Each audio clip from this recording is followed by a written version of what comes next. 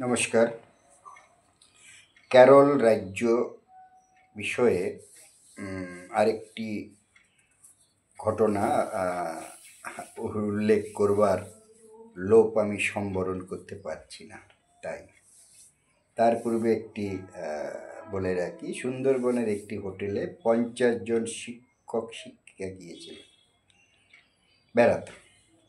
তো ওখানে তারা যেই ঘটনা করেছিল, অন্য শব্দ আর ব্যবহার করছি না, তো যে বিষয়গুলো নিয়ে হচ্ছিল, যে বিষয়গুলো অর্থাৎ একটু না সামান্য না বলে হলে নেশা। তো হোটেল মালিক তাদেরকে হোটেল থেকে বের করে দিতে বাধ্য হচ্ছিলেন বের করে দিতে।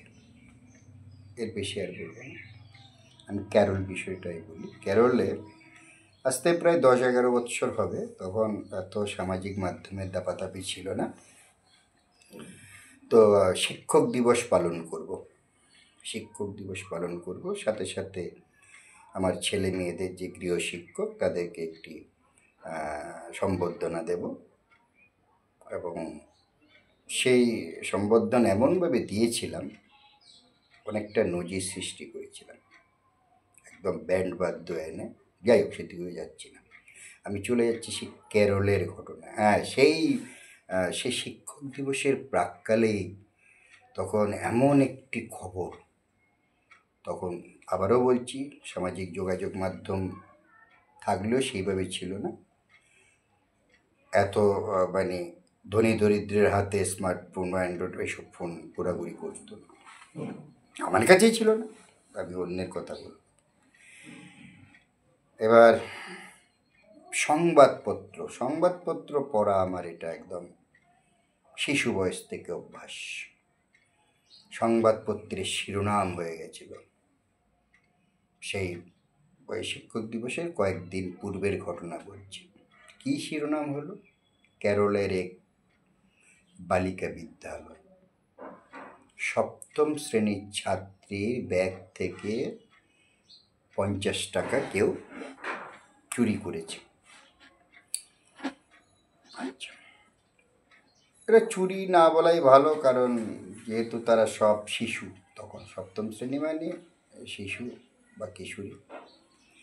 এবার সঙ্গত কারণে দিদিমণির কাছে নালিশ করেছে যে, দিদিমণি, আমার ব্যাগ থেকে কে 50 টাকা নিয়ে নিয়েছে। তো দিদিমণি একটি হাতে ব্যাগ নিয়ে ক্লাসরুমে গিয়ে প্রত্যেককে জিজ্ঞাসা করছে, ওর টাকা যদি যারা নিয়েছো তাকে ফেরত দিয়ে দাও।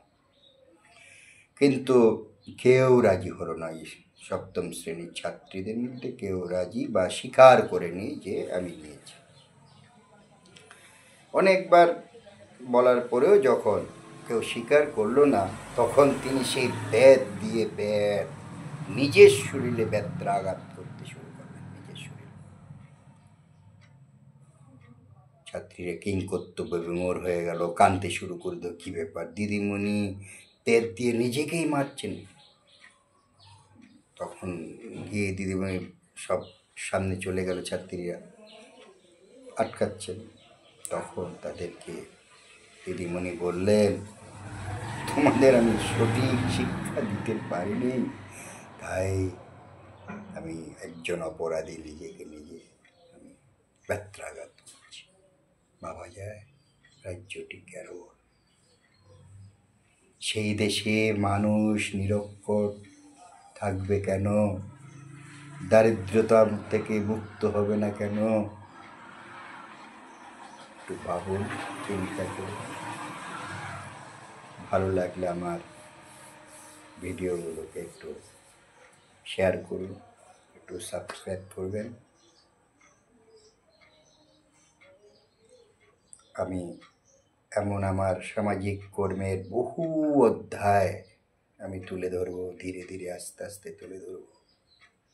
নিজের অর্থ খরচ করে আমি পশ্চিমবঙ্গ রাজ্য সরকারের, পূর্বতন সরকারেরও নজিরবিহীন কাজ করে দিয়েছি, বর্তমান সরকারেরও করেছি।